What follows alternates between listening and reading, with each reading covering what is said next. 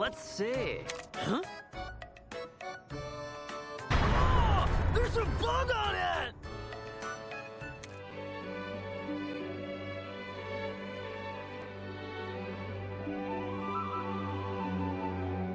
The original Monster Hunter Stories was a colourful take on Capcom's beloved series that didn't get the love it deserved. Swapping real-time action for traditional turn-based strategy, players who were previously put off at the thought of slashing away endlessly at monsters finally had a way of getting accustomed. If only it wasn't left stranded on the Nintendo 3DS and released late into that console's life cycle. Luckily, none of these problems exist for this follow-up on Nintendo Switch, which combines all the best Monster Hunter ideas with a slower pace and much larger emphasis on, you guessed it, story. Couple this with the core hook of Creature Collection and you have a charming strategic spin-off that's also less intimidating for newcomers to the Monster Hunter series. I'm Aaron from Console Deals, now let's get into why.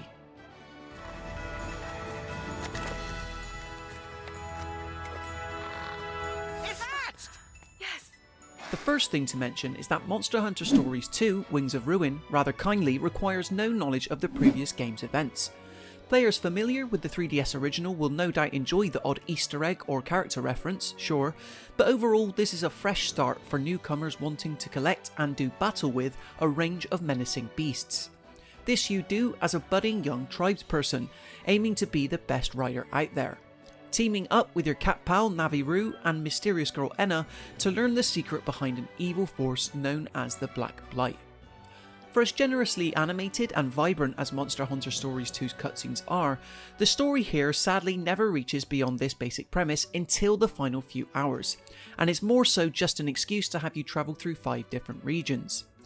The latter presents you with an opportunity to explore various dungeon-like monster dens, most of which allow you to top up your creature collection by stealing and then hatching a coveted monster egg.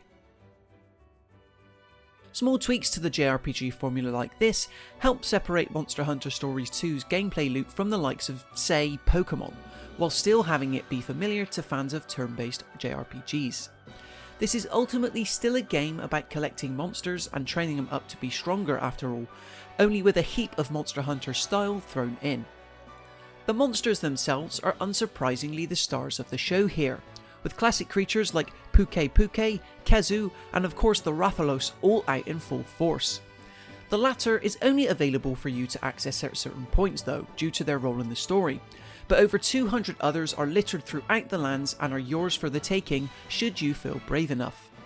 The fact that you can ride on the back of each monster in real time while exploring areas also makes the pursuit to hatch and then train them even more addicting, especially when you also know that each boasts a special ability like Roar, Rock Break or Vine Climb that can then help you reach awkward areas. This is the very first time we've seen such monsters presented in Stories' trademark cutesy style on a HD console, and overall the wait has largely been worth it. In terms of battles themselves, the mechanics are incredibly simple but surprisingly deep. The core combat revolves around a rock, paper, scissors-like system, where 3 attack types, power, speed and technical, are strong or weak against one another.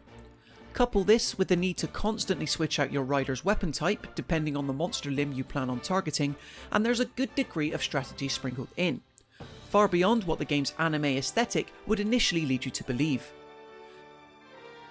Doing well in wild or rival rider battles also sees you build up what's called kinship, which either you or your lead monster can use to unleash special skills or combine together to deploy one screen-shaking maneuver.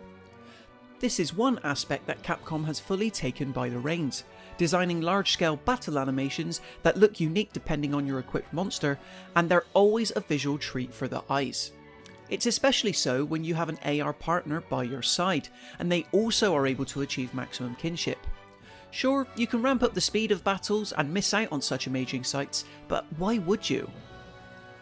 Then, if that wasn't already enough, Monster Hunter Stories 2 also forces you to stay engaged far beyond simply spamming A, thanks to QTEs that can trigger whenever monsters clash with the same type of attack.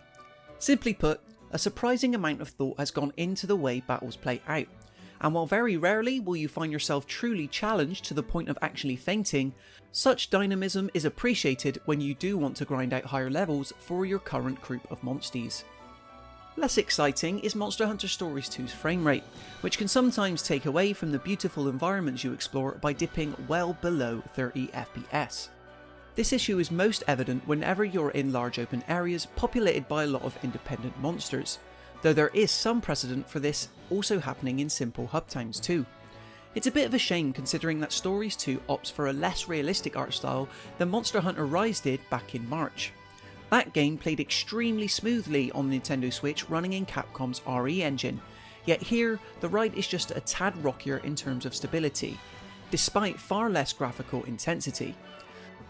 However, the slow frame rate drops in no way detracts from the thrill of turn-based battles, and isn't so much of an issue whenever you explore more compact areas like monster dens. Thankfully, on a more positive note, Monster Hunter Stories 2 has plenty to keep you hooked after finishing the some 20-hour long campaign. From subquests that task you to venture out into previously overlooked areas, to an in-depth gear system where you can create new weapons and armour using slain monster pieces. Visiting each region's hub town is always worthwhile. The stats and experience you accrue from engaging with these optional mechanics aren't as in-depth or useful as those you'll find in mainline Monster Hunter games like Rise, yet all are a competent way to extend your playtime. Plus, fully leveled riders seeking a harder challenge can always do so by seeking out royal monsters that populate the endgame, or by hopping online to put your monster squad through the paces against other real-life monster riders. Overall, Monster Hunter Stories 2 Wings of Ruin is a colourful turn-based spin on Capcom's beast-slaying franchise that has a lot of heart. It may not elicit the moments of dread and high excitement the main series is so good at capturing, but as a way to onboard new players who want to know more about what Monster Hunter has to offer, it absolutely succeeds. It'll also scratch the itch of JRPG veterans wanting an alternate way to catch them all, with just a bit more story and visual flourish. Despite small technical hitches, this is comfortably the Nintendo Switch's second big Monster Hunter hit of the year. We give Monster Hunter Stories 2 Wings of Ruin a 4 out of 5. So yeah, stay on your paws, okay? Is now really the time to play around?